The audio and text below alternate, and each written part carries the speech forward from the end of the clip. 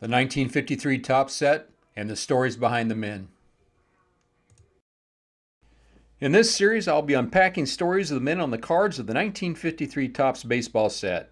Most cards in the set are called commons by the hobby, but the men on the cards are anything but common. Cards 21 through 25. Billy Johnson, card number 21. William Russell Johnson was born in Montclair, New Jersey on August 30th, 1918. In 1936, after playing ball against a semi-pro club, he was approached by a Yankee scout who asked if he'd like to sign a contract with the New York Yankees.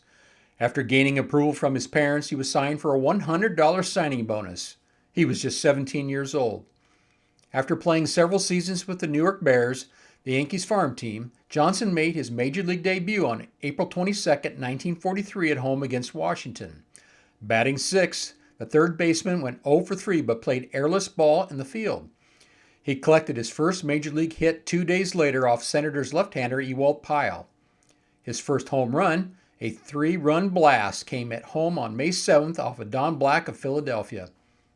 Johnson played in all of the pennant-winning Yankees' 155 games and finished fourth in the voting for the American League's most valuable player. He went on to bat an even .300 for the Yankees in that fall's World Series, which New York won in 5 games over the Cardinals. Johnson missed the next 2 seasons, 1944 and 1945. He worked in a war plant during the winter of 1943 and 44, and then although married with a child, he was drafted into the Army on June 8, 1944. After basic training, he was sent to Europe and served in a mortar crew. At a corporal at war's end, Johnson returned home to Georgia in August of 1945, where he played for the Infantry School All-Stars at Fort Benning. He was a member of the 87th Infantry Division of the U.S. Army. Nicknamed Bull and standing 5 feet 10 inches tall and weighing 180 pounds, Johnson was named an All-Star in 1947. In May 1951, the Yankees sent Johnson to the Cardinals for Don Bollweg and $15,000 cash. He stayed with the St. Louis Cardinals until May 18, 1953, at which time he was released. In 1997, he was inducted into the South Atlantic League Hall of Fame, which prompted his praise in his hometown. After retiring from the game, Johnson took a job as a shipping supervisor with the Graniteville Company in Augusta, Georgia. His second career lasted almost 30 years. He also served his community as a member of the volunteer fire department. His family attended Hill Baptist Church, where he actively participated in the men's Sunday school classes. After a series of ailments, including open-heart surgery, a hip replacement, and bypass surgery, Johnson died on June 20, 2006, in Augusta, Georgia. As a minor league prospect, Johnson was invited to train with the parent club, but he was not expected to make the team. This lack of stature meant he was not listed for daily training assignments. One cold, damp day, Johnson sought out veteran shortstop Frank Corsetti and asked him to hit ground balls outside in the light snow. Johnson flawlessly fielded each sharp grounder hit in his direction.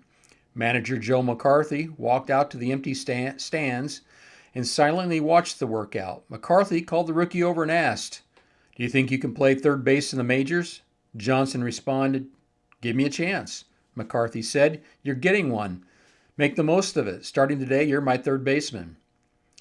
With Red Rolfe's retirement and several key players in the military, the Yankees, like most teams in 1943, had holes in their lineup. McCarthy, an infielder in his playing days, took it upon himself to teach Johnson the intricacies of third base. McCarthy also helped him as a hitter. He appeared in the 1943, 1947, 1949, and 1950 World Series, all wins by the Yankees. In 18 World Series games, he batted .237, 11 runs, 4 triples, 5 RBI, and 3 walks. In the 1947 World Series, Johnson smacked 3 triples and led the team with 8 runs scored as the Yankees defeated the Brooklyn Dodgers in 7 games.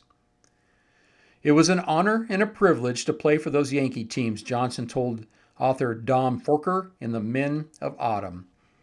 "It was such a thrill to realize that I was good enough to wear the Yankee uniform and be a Yankee.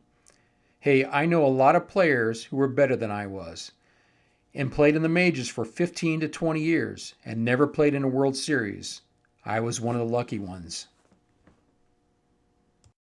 Howard Fox, card number 22. Howard Howie Fox was born on March 1st, 1921 in Coburg, Oregon. Population, 270. Fox came from a large family, and in fact, all 7 Fox brothers played basketball at Thurston High School, where the Hoopsters called themselves the Pansies, adopting the name jokingly pinned on them by Coach Jim Watts during the first week of practice. It was in direct contrast to the size and ruggedness of the team, explained Watts, an Army colonel and former University of Oregon player. They weren't afraid of hard work, being mostly farm boys with chores to do before and after school. Thurston High School had a new coach for the 1937-38 season, Genevieve Beeman, who had been a student of Colonel Bill Hayward, the longtime University of Oregon and U.S. Olympic team track and field coach. Beeman deplored the Pansies nickname, but grudgingly accepted it when she realized how much her players were attached to it. A mere 30 students enrolled at Thurston that year, 17 of them boys, and Beeman's basketball team featured 4 Fox brothers. Fox earned second-team All-State honors with his performance as a senior. With a trip to the state tournament on the line against league rival Lau, he forced the game into overtime with a long last-second shot. Then, as the extra period expired, his brother Kenny extended the contest with a desperation buzzer beater from nearly midcourt. Finally, in double overtime, Howard Fox sank a pair of free throws to send the Pansies to their first ever state tournament, with Coach Beeman also making history as Oregon's first female coach to lead a boys' team there. Fox earned a basketball scholarship to the University of Oregon for his play, but tragedy struck the brothers before the year was over. On a hunting trip shortly before Thanksgiving, Kenny was cleaning his shotgun when it accidentally discharged, killing younger brother Leo, who was only 15. Fox played baseball and basketball at the University of Oregon for only a short time. He was soon signed by the Cincinnati Reds as a free agent in 1943. With World War II raging, Fox overcame another obstacle to make the majors when 2 dislocated vertebrae caused the U.S. Army to give him a 4F classification and reject him for active service. Back troubles nagged Fox throughout his career to the point where his 1954 Topps baseball card noted he had to sleep on board planks for relief. On September 17, 1944, Fox made his major league debut at Forbes Field, pitching a scoreless bottom of the 8th in Cincinnati's 7-1 loss. In 1981, he was inducted into the Oregon Sports Hall of Fame. He spent 9 seasons and played for 3 different teams from 1944 to 1954 before moving to the minor leagues, where he was a player-coach for Baltimore's AA affiliate in San Antonio in 1955. His career and life would end tragically at the age of 34 on October 9, 1955. In early September, Fox opened a tavern on the outskirts of San Antonio with Hubert Tex Callahan, his 47-year-old business partner. On the Saturday night of October 8th, San Antonio Junior College students John J. Strickland and Jack G. Allen returned from a week in Mexico and showed up at Fox's Tavern with Martin Bello. When the 3 caused a disturbance, they were asked to leave and did, but Callahan later testified that the trio began pelting the tavern with stones in protest. When Fox, armed with what Strickland later described as a miniature baseball bat, and Callahan stepped outside to confront the men, a tense situation turned tragic. Bello allegedly slashed Callahan while Strickland, who had retrieved a knife from his car, stabbed Fox 3 times. In the early hours of October 9, 1955, Fox died crawling towards the tavern door. He was just 34. The 3 students fled. They insisted they didn't know Fox's wounds were fatal when they ran. Strickland sought treatment at City County Hospital for a severe cut above his right eye, inflicted by Fox's mini-bat, and spent the night in a downtown hotel where police later found his blood-stained clothes. Bello was indicted for aggravated assault on Callahan, while Strickland was charged with murder with malice. During spring training before the 1956 season, Strickland was convicted and sentenced to 10 years. Toby Atwell, card number 23. Maurice Daley Toby Atwell was born on March 8, 1924 in Leesburg, Virginia. Atwell caught for the Chicago Cubs in 1952 and 1953, Pittsburgh Pirates in 1953 through 1956, and the Milwaukee Braves in 1956. Toby Atwell Jr. graduated from Leesburg High School in 1942 and went on to become Loudoun County, Virginia's first Division I athlete to play at Virginia Tech. While in college, he played quarterback for the football team. He had hopes of playing professional football when he got out of the military. Instead, baseball would come calling. After graduating from Virginia Tech, Atwell served 3 years in the United States Army Air Corps during World War II before playing in the minors from 1946 to 1951. The catcher had signed as an amateur free agent with the Brooklyn Dodgers in 1946 before hitting the major league with the Chicago Cubs in 1952. Atwell's 1952 rookie campaign would be his finest year in the big leagues when he hit .290 for the Cubs. He would make the All-Star team that year as well. In 1953, Chicago traded Atwell, Bob Schultz, Preston Ward, George Freese, Bob Addis, Gene Hermansky, and Cash to the Pittsburgh Pirates for Ralph Kiner, Joe Gargiola, Howie Pollitt, and Catfish Matovich. Atwell's Major League Baseball career would end in 1956 with the Milwaukee Braves. Atwell's career was severely shortened due to a knee injury suffered sliding while playing for the AAA Montreal Royals in 1949. He returned to Loudoun County, Virginia, and would settle in Purcellville, Virginia, where he mentored generations of players until his death on January 25, 2003, at the age of 78. Atwell's hometown of Leesburg, Virginia, set their sights on naming a local ballpark after him. The effort to rename the field in Atwell's honor began with the South Riding All-Stars team run to the Little League World Series in 2019. Danny Ford, a 1975 graduate of Broad Run High School, wanted to highlight Atwell's trailblazing path to inspire other ballplayers. He reached out to Atwell's family members with the idea. Garland Cooper, Atwell's cousin Joanne Pearson, and niece Cindy Atwell joined the effort. He was the only rookie selected to the 1952 All-Star Game, recalled Garland Cooper, who helped lead the field dedication effort. He had the second highest batting average behind Hall of Famer Stan Musial in the American and National Leagues with a .324 average at the All-Star break. Toby made sure that any kid who wanted knowledge, he gave it to them, Cooper said. On the right, toward the top, there's a picture of Jackie Robinson, number 42, coming toward home plate with Toby Atwell trying to make the tag. Ferris Fain, card number 24. Ferris Roy Fain was born on March 29, 1921 in San Antonio, Texas, the first of two sons born to Oscar and Ada Fain. Oscar was a construction worker and a part-time boxer whose greatest claim to fame came as a jockey riding a horse named Duval to a second-place finish in the 1912 Kentucky Derby. He had a very abusive childhood, mainly at the hands of his father, who died when he was still a child. His mother did domestic work in order for the family to survive. He grew up in Oakland, California, where he graduated from Roosevelt High School as student body president. He joined the San Francisco Seals of the Pacific Coast League during his senior year of high school, when Seals manager Lefty O'Doul offered to pay $200 a month under the table, Fain said in a 1995 interview, to sign with San Francisco upon graduation. The only restriction was that I did not play high school football, he said. He spent 1939 to 1942 and 1946 with the Seals, where he led the league in RBI in 1941. Fain went from 50 cents a week allowance from his mother to $50 a week. I was student body president and I bought a car, said Fain, whose haircut earned him the nickname Burrhead. I had it made and all I had to do was work out with the Seals my senior year. Ferris Fain missed 3 seasons from 1943 to 1945 due to military service with the Army Air Corps. He was assigned to the 495th Squadron at McClellan Airfield near Sacramento, California.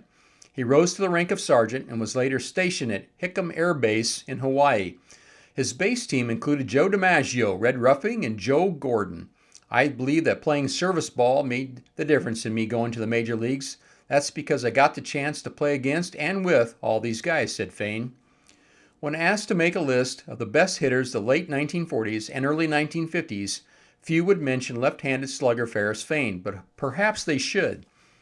Ferris broke in with the Philadelphia Athletics as a 26-year-old rookie in 1947 and established a reputation as a daring first baseman with a discerning eye at the plate. Connie Mack paid the Seal $6,500 for Fain's services in order for Fain to play for the Athletics in 1947. A five-time All-Star, Fain won 2 American League batting titles, and his career on-base average of .424 ranks him 15th highest in Major League Baseball history. Of the 14 players ahead of Fain on the list, 12 are Hall of Famers. Only Barry Bonds and Bill Joyce are not enshrined. He was plagued by sore knees, a problem that eventually ended his big league career after 9 seasons. On October 18, 2001, Ferris Fain died at the age of 80 in Georgetown, California. He had been suffering from leukemia and complications from diabetes. Ferris Fain was named the American League Player of the Year in 1951 by the Sporting News, and he entered the Philadelphia Baseball Wall of Fame in 1997. He struck out only 261 times in 4,904 plate appearances. Think about that for a moment. Hall of Famer Joe Gordon stated that Fain was the greatest fielding first baseman he ever saw, a statement that Fain took great pride in. Fain was known for his hot temper on the field along with a drinking problem which caused tension with the team. After the 1952 season, the Athletics traded Fain to the Chicago White Sox for fellow first baseman Eddie Robinson and 2 infielders. In retirement, Fain became a custom home builder in Georgetown, California in the 1970s. In 1985, the Placerville, California Police Department raided his home where they found several marijuana plants in his possession. He was charged with growing marijuana and was sentenced to 4 months of house arrest and 5 years probation. In 1988, the police conducted another raid at his home, where he was found growing another 400 plants of marijuana in a barn used as a grow house. Fain was charged with possession with intent to sell marijuana and was held without bail. He was sentenced to 18 months imprisonment.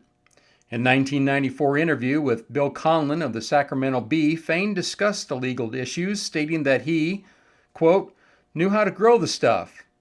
I was adept at it, as I was playing baseball, end quote, and that he was trying to make a living out of it. He led a mostly reclusive lifestyle with his second wife in his final years, with only the occasional interview. The Philadelphia A's set a record for the most double plays in a season with 217 in 1949. Fain was involved in 194 of them. Shortstop Eddie Joost, second baseman Pete Sutter, and Fain still hold the record. The A's became the first team in big league history to complete more than 200 double plays in one season, finishing with 217, followed by 208 in 1950 and 204 in 1951. The song Van Lingo Mungo is a song composed and performed by jazz pianist Dave Frischberg and released in 1969. The song has been entered into the National Baseball Library, a section of the National Baseball Hall of Fame and Museum in Cooperstown, New York.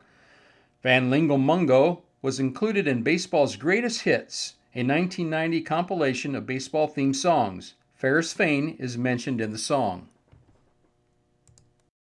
Ray Boone, card number 25. Ray Boone was born on July 27, 1923 in San Diego, California, and attended San Diego's Hoover High School.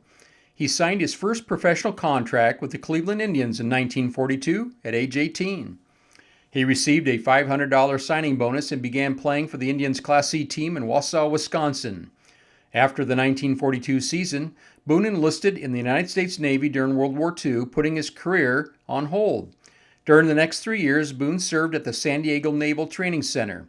The training center had a baseball team which Boone played on for the weekends alongside Bob Lemon and George Vicko, both future major leaguers.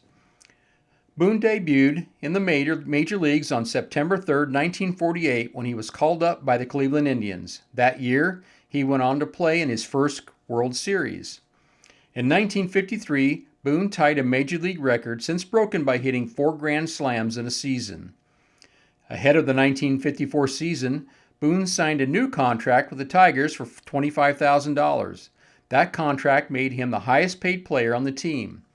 In 1954, Boone batted .295 along with 85 runs batted in and 20 home runs. He was voted into the 1954 All-Star Game, in which he batted sixth and hit a home run. After suffering from bad knees most of his career that affected his ability to stay on the field, and after undergoing back surgery, Ray Boone ended his professional baseball career on August 24, 1960. After retiring from baseball in 1960, Boone was invited to watch a game on TV with Boston Red Sox owner Tom Yawkey.